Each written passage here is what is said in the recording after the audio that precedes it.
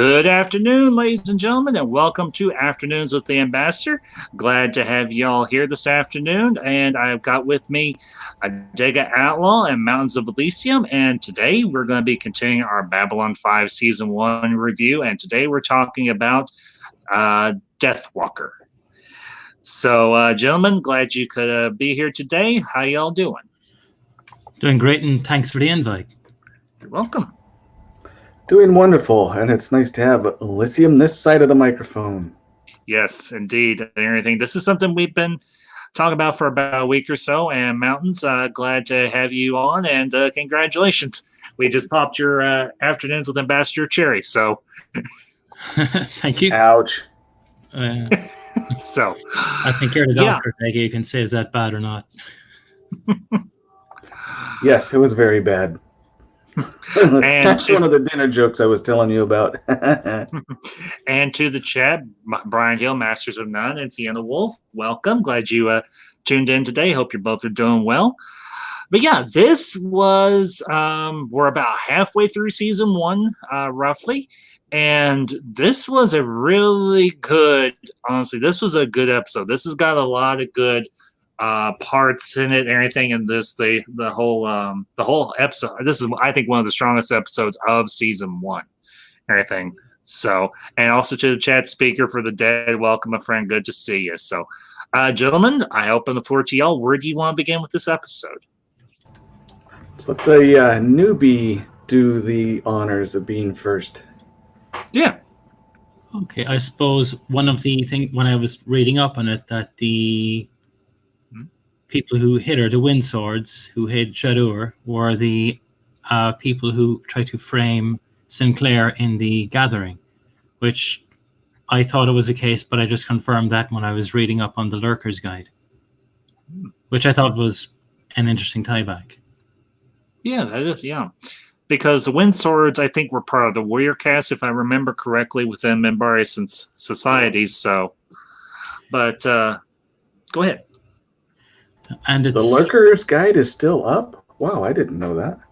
It is. It's got some. That's where I got the found out that I am actually at the hour of scampering. Wow. I used to look at that years ago. That's cool. I'm going to have to go back to it. There's a lot of good lore in the background.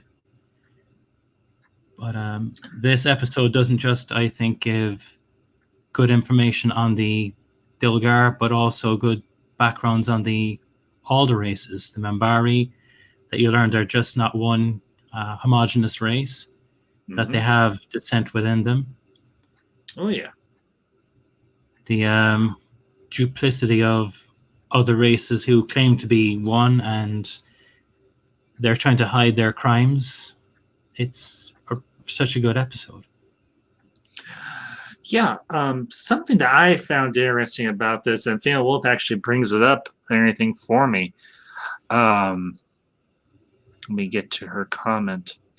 You start off the episode quite clearly with the bag where Natoth and everything is waiting for another, we find out later, another Narn diplomat or whatever and everything to come to the station to meet with Jadur or Deathwalker. And she ends up practically ripping Jadur's head off, quite literally. You see just how strong and how ferocious the Narn can be, particularly their females. I'm reminded of King Leonidas' comment to Xerxes, clearly you don't know our women. So, but yeah, this episode... What I didn't realize until I rewatched it, that she was actually holding a wrench when she was beating her. Oh, yeah. So the Narn plus a wrench is quite a dangerous thing. Yeah, and something else, one thing that I love about this episode is the whole debate about justice versus opportunism. Because you've got every race on that station, except for up until a point, the League of Non-Aligned Worlds trying to get their hands on this immortality serum. And unfortunately, what you have is a debate about what is the price of immortality? So it's been this was a very interesting episode that had a lot of layers to it. So Yeah, one of the things I do believe, had the Narn known, they would have had no problem using the Centauri as natural resources for the serum. But I think even then, they would have thought twice that this is too far. It is, but yet there are people within our real world and in that setting that would be ready to use it. But have no Sinclair problem. did a real good line towards the end of it. Garibaldi asked him, when it's, I can't remember exact question, but his thing was to Garibaldi, says, when are we going to have the strong no longer control the weak, morality, or what is it, politics over morality, and expediency over justice. Yeah. I think I know those are the words, just I'm pretty sure that's the pattern he put them into. But that's what this is all about, whether or not the greater good justifies the means, as other people have said, and that was, I don't think we covered it. I think everyone knows already, but let's go ahead and do this. The Dilgar were a race. They were a very powerful race, and they were kicking butt across the universe with the help of the Centauri. And a little bit of the Narn, and they were both tying into them for whatever reason. Eventually, Earth got involved, and they weren't prepared to take on everybody else, plus the humans who, we always know war pretty well. Oh, yeah. So they pretty much got wiped out except for a few, and their sun went nova, and no one was going to help them. So they were all gone except for the one.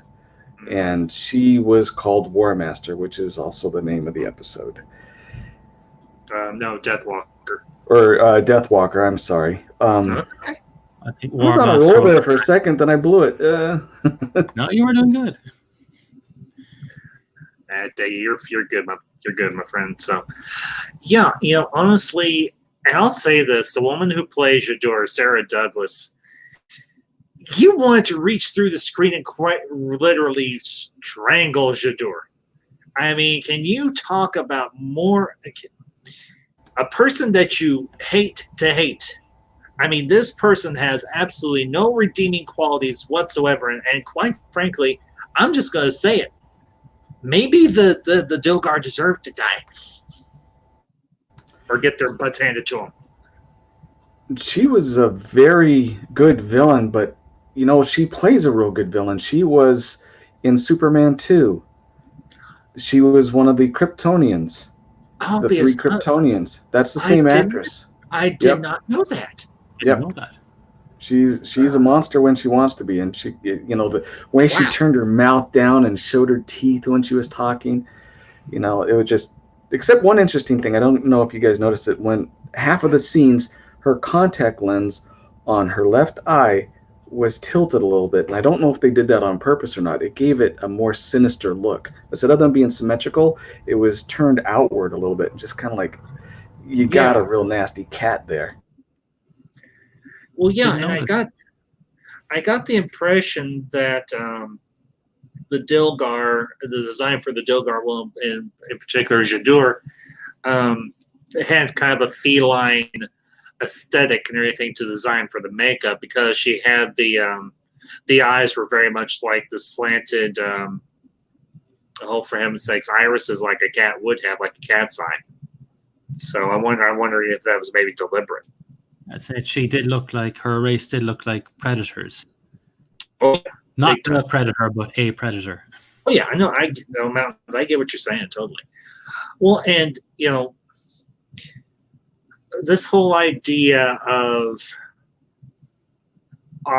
is humanity ever going to be evolved enough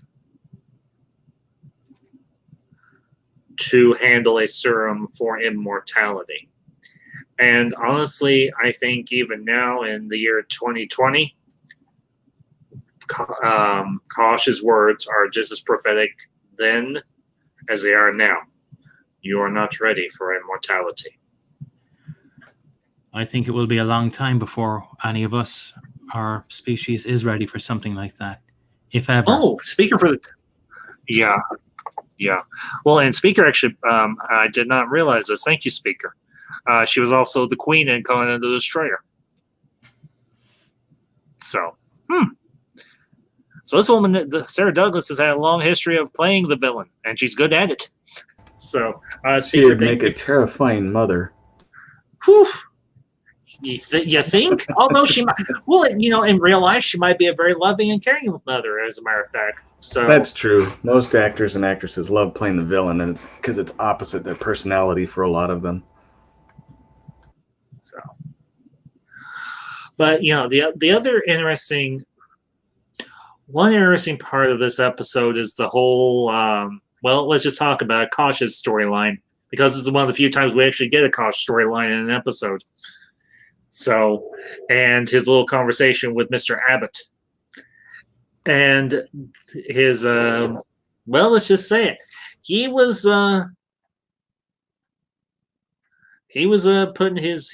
getting his ducks in a row and everything in terms of having something up on Mrs. Winters. Because as Sinclair said to both Talia Winters and to Garibaldi, the Vorlons are always theory of telepaths. And I would say justifiably so. So I agree, but I wonder, is that a ruse? Because I think, if you don't mind me, too much of a spoiler, but later in the series, we find out the Vorlons have a hand in creating telepaths. Yeah, so I has brought that up numerous times. Pushing telepaths back so they're kept hidden.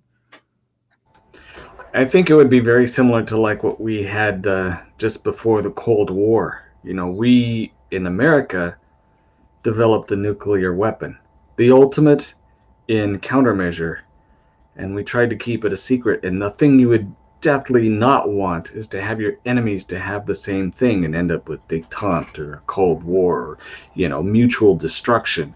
And I'm sure the Vorlons saw how that could be, and it actually, as we learned, it in some small degree, it turned out that way.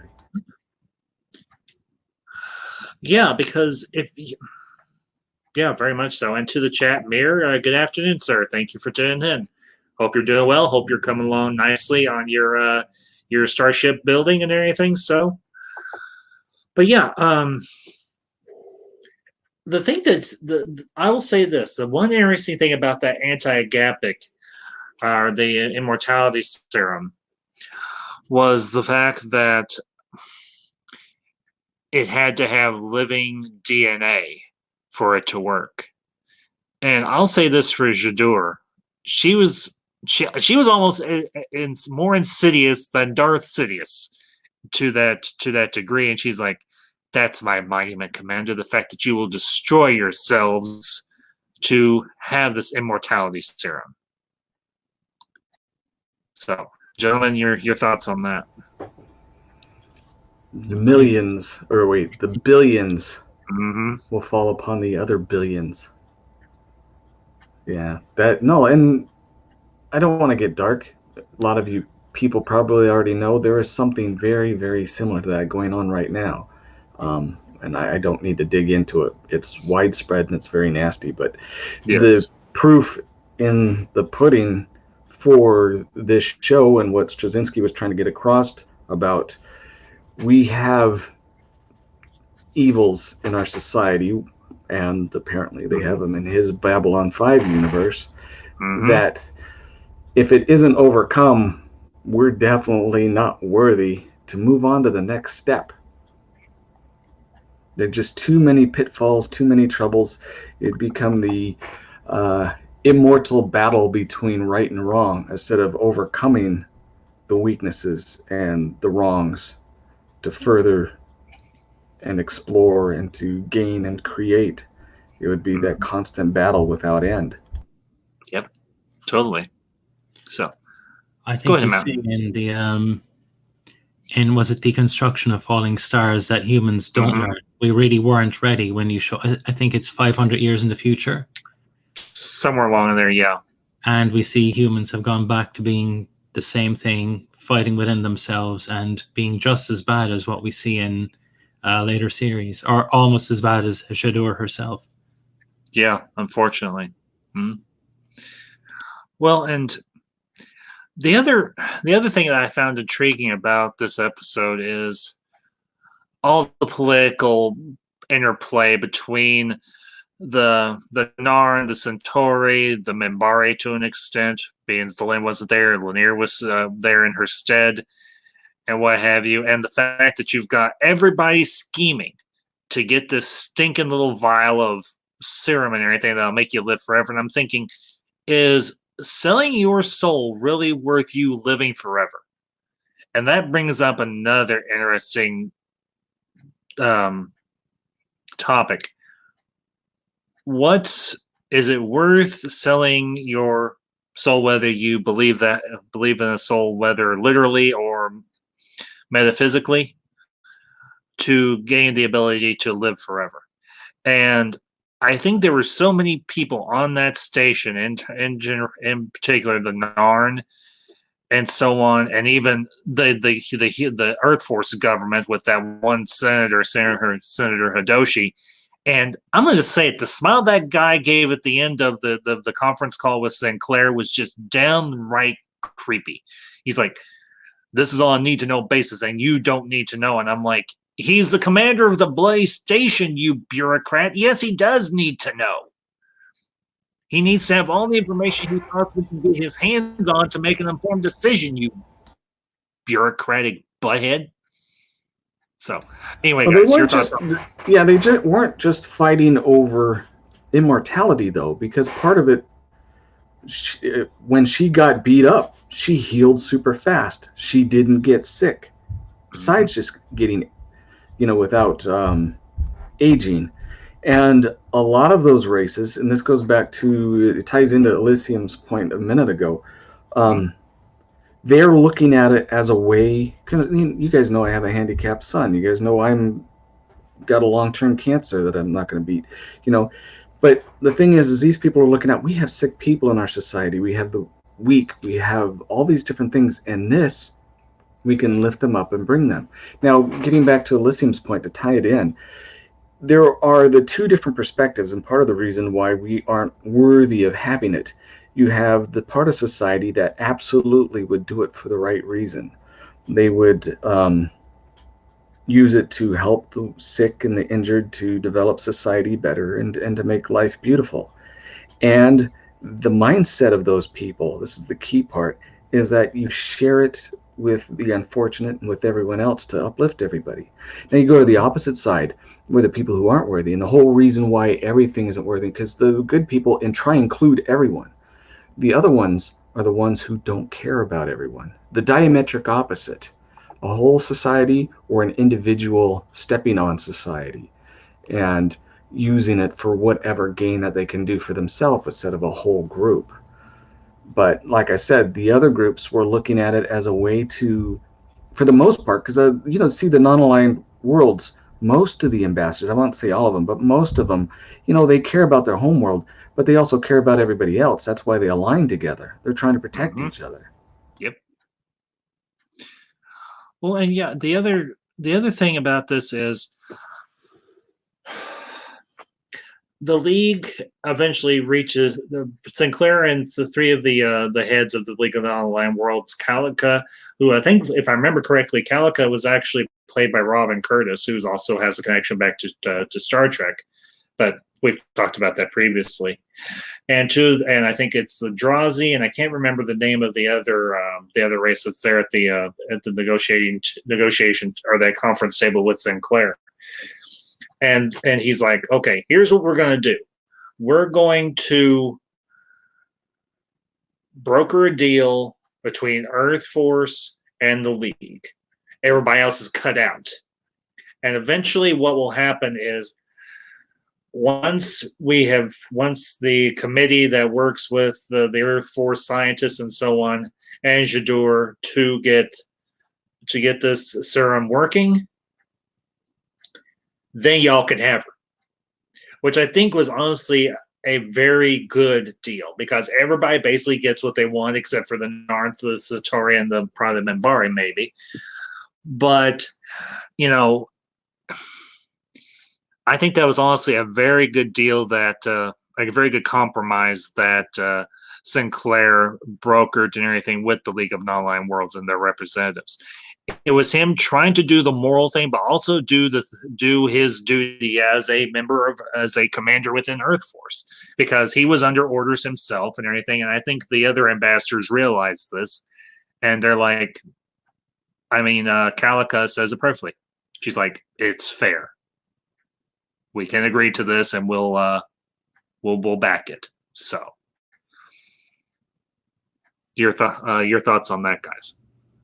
No, I agree. I think that was a good solution, and I had thought is would Sheridan have come up with the same solution because he was a bit more militant. He probably would have ended up shouting at them, I imagine, because he was a little less diplomatic than Sinclair. I do. Well, that's my opinion. He was a lot more impatient as well.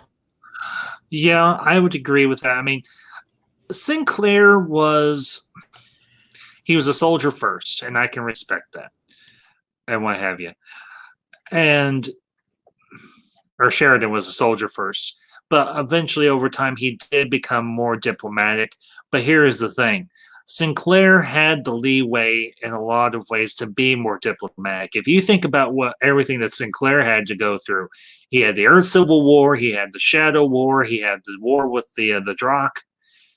He was more of a wartime commander and everything, or a wartime captain or a wartime leader than Sinclair was, even though Sinclair did play his part, in the manner of speaking, in the Second Shadow War. And everything. He was pretty much outside of the Earth Civil War. So it's oftentimes it's harder to be. It's not always easy to be a diplomat when you've got somebody pointing a barrel of a gun at you. You've sometimes got to be the guy with the bigger gun, and unfortunately for Sinclair, I think in his particular context, his approach was much more viable than trying to play the diplomat. I mean, there were opportunities where he could, and that's where he brought Ivanova in because he's like, this is a good opportunity for you to become the diplomat, to become, to get your feet. He set her up bad. I know what you're talking about. Yeah, there were a few occasions where Sinclair did he didn't throw Ivanova under the bus per se, but at the same time, he put her in some very tricky spots. Let's put it that way. But the phrase "next time my way" is what you're talking about. Yes, that's the one. Yep. So, but yeah, and here's another interesting thing, and this goes back to the beginning of the episode when the Toth notices Jadur or Deathwalker there in the entryway, and she just goes berserk. And of course, and then you get Jakar and everything comes and picks her up and what have you, and she's under house arrest. And Jakar is like, I understand you've got this blood oath or anything on you and everything that you need to fulfill. He's like, I get it, but we need to do what's best for the Narn as well.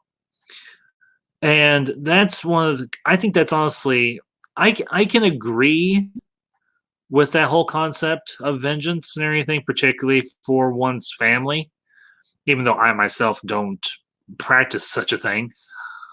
But I can understand the mindset.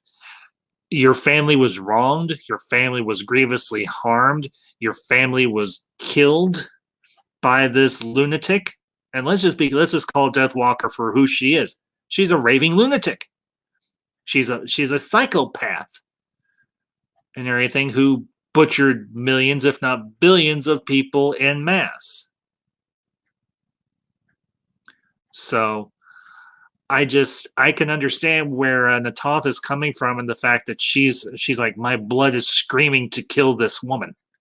And I mean, I know that's a little bit of poetic license, but I think it's accurate poetic license.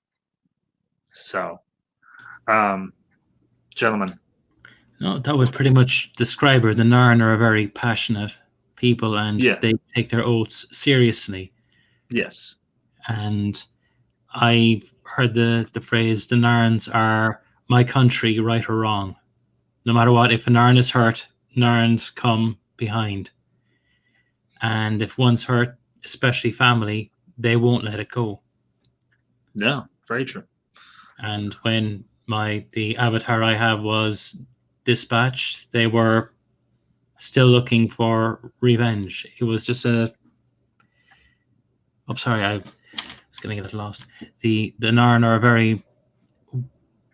It took Jakar to start to change the Narn in later series. Oh, yeah.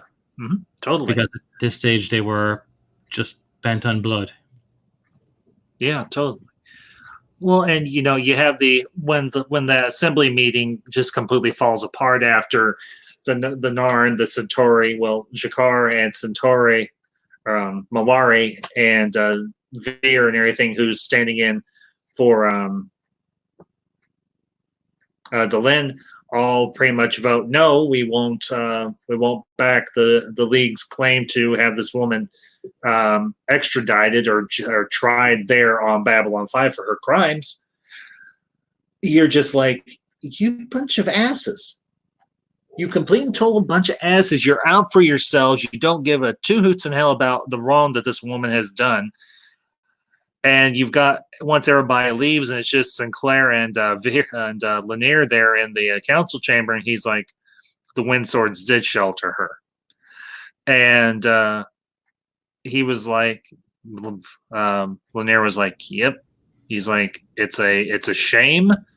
He's like, the Windswords came to the council with weapons that have been designed by Deathwalker and everything during the Earth Minbari War, and they're like, we just can't live our own shame down.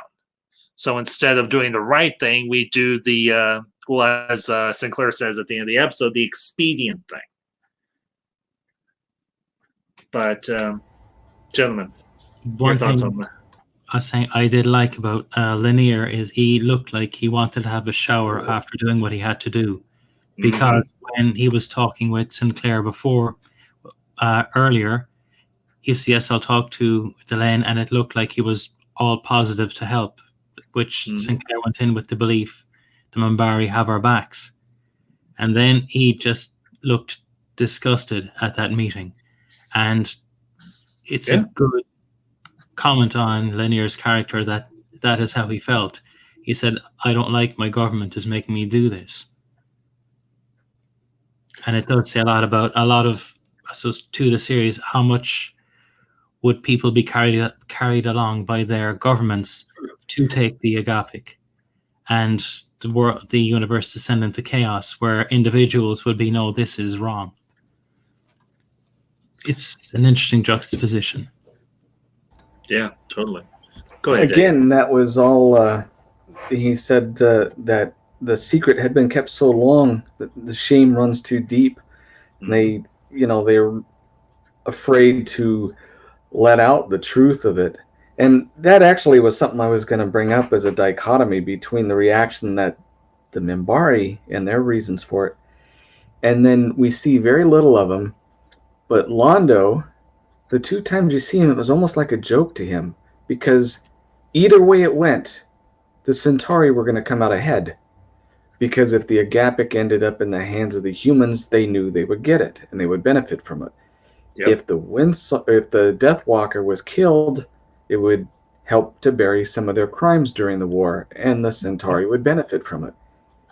He was aloof from the whole thing, and pretty much, they held all the cards. They could have voted either way; didn't matter. They would have won. They were sitting high and mighty, and that was well played by them. Well, and not the war part, but that end part. Oh yeah. Well, here's here's the interesting thing, because as usual, Kosh abstains. As he said to Sinclair in a previous episode, we do not get involved in the affairs of others. This is one instance where the Vorlons do get involved in the affairs of others, particularly when, and I'm gonna say this, and this might be a controversial position. I think Kosh and maybe the Vorlons were right in this instance when when that Vorlon battlecruiser came through the jump gate and destroyed Jadur's Deathwalker ship.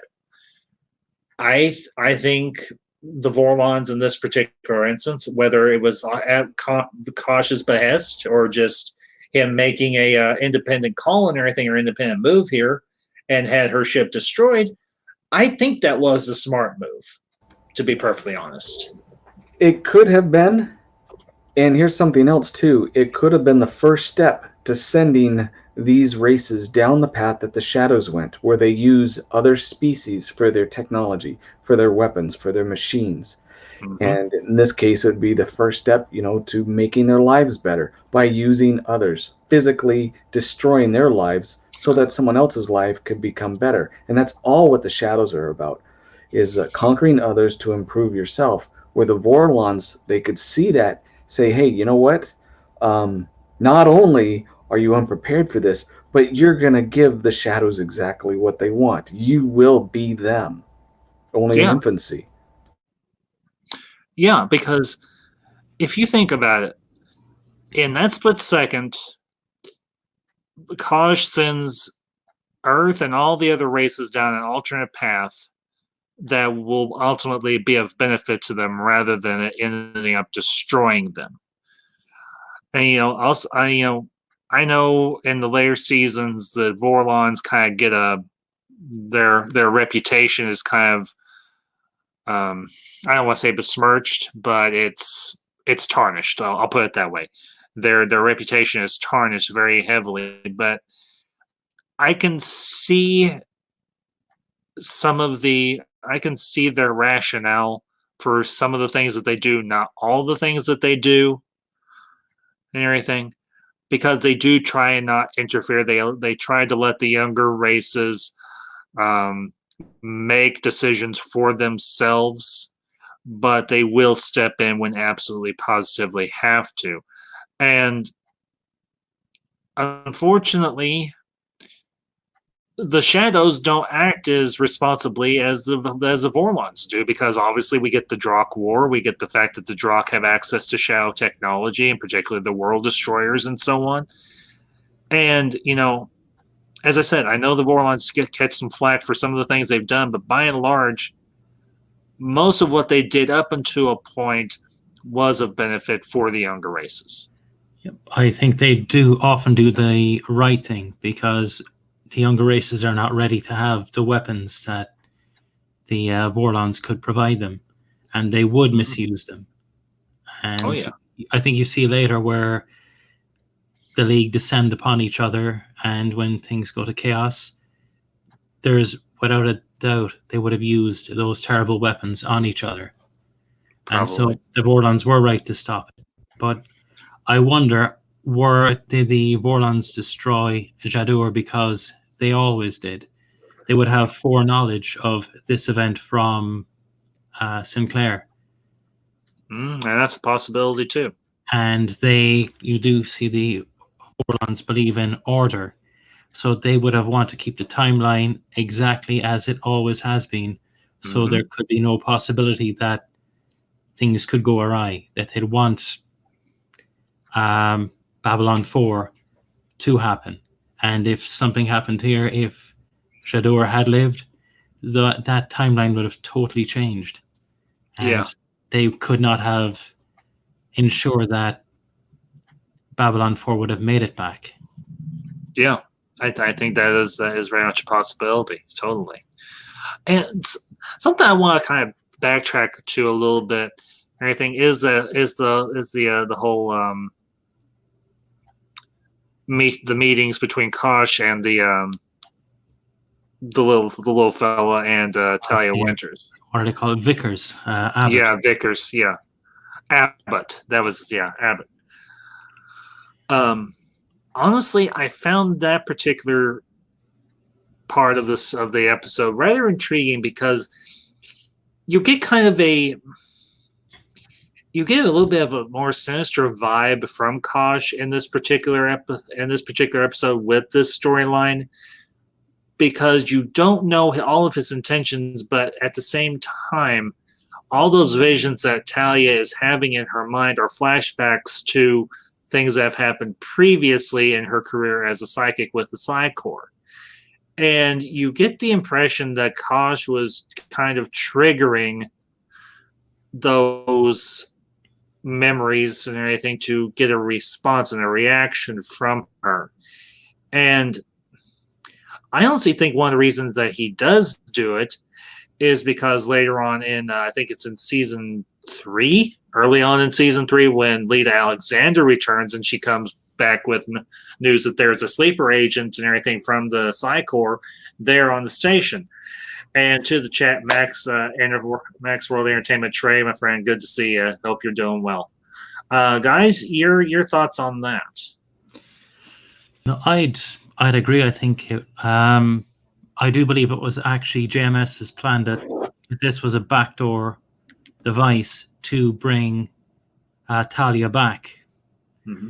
That they were recording her mind, her thoughts, so that they could reinsert her at a later date.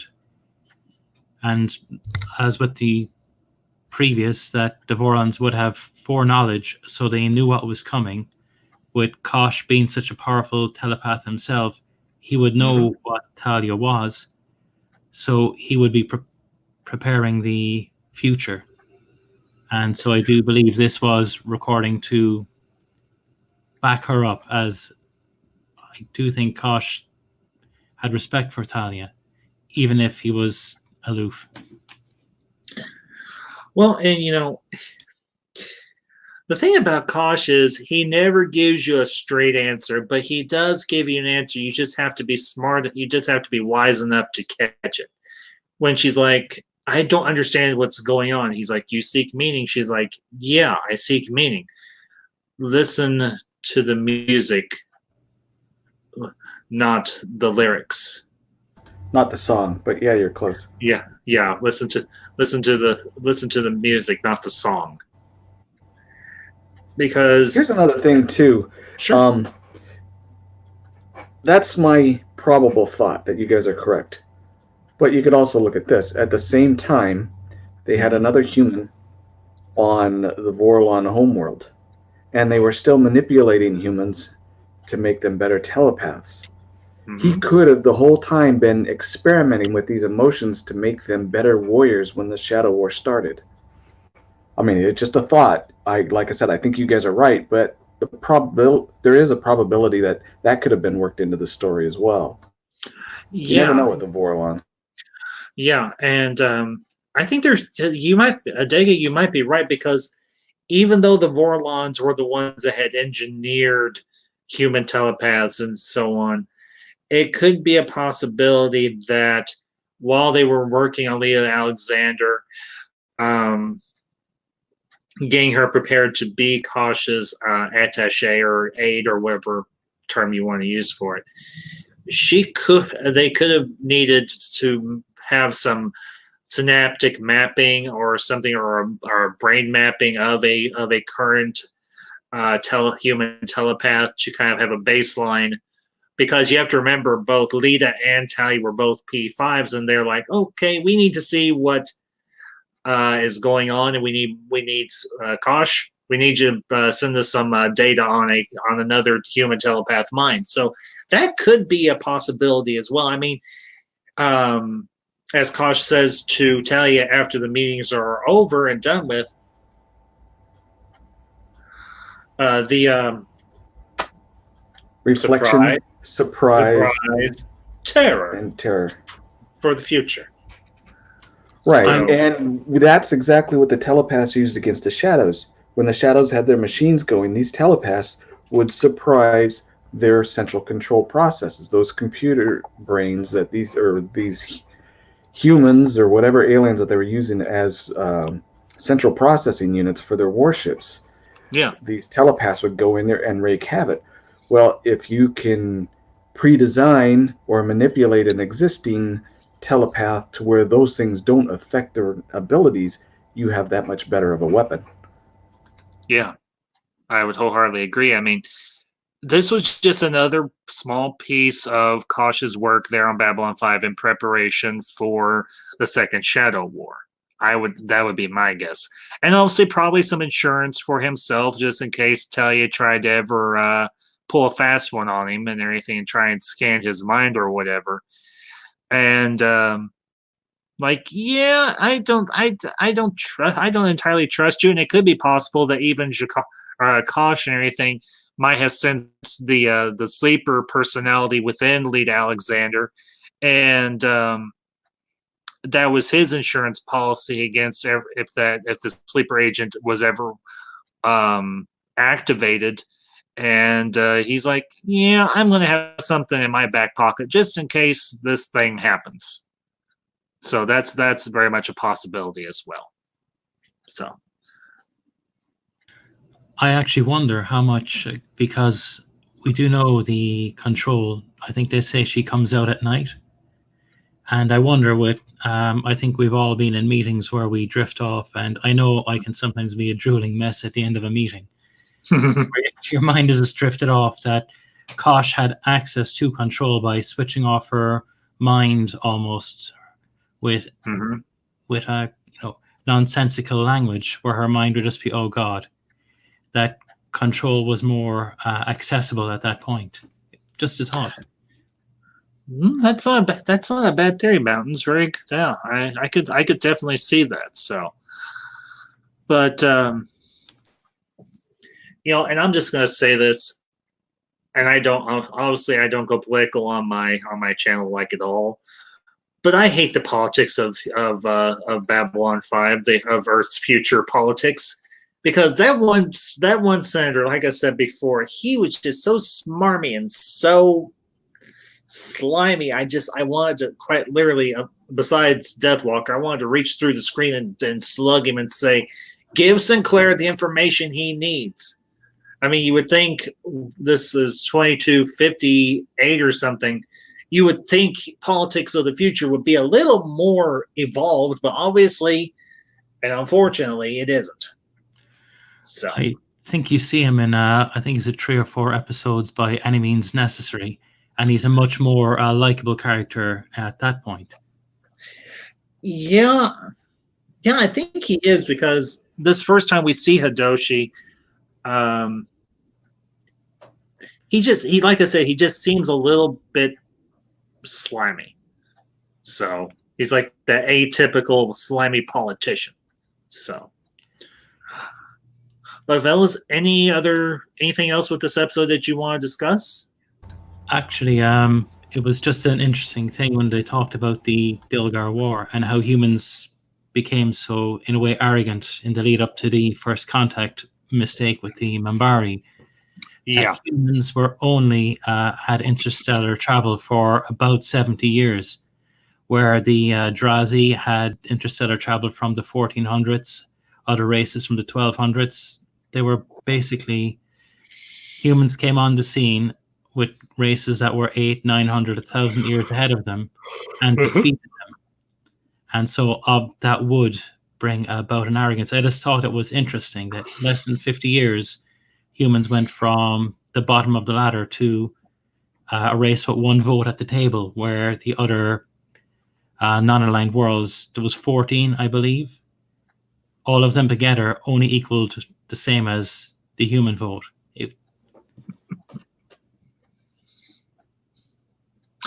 Yeah, and that's.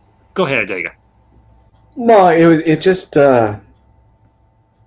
I've used it in some of the stuff I've done where a trait that humans do, you see someone, and we've been doing it since the dawn of war. Someone uses a horse. Well, we got to use a horse. Someone uses a spear. Well, how'd they make the spear? Someone has armies lined up in a row with guns. We got to do the same thing. And humans get this technology or learn of this technology, and within 60 years, 100 years, they're building all the new jump gates everywhere.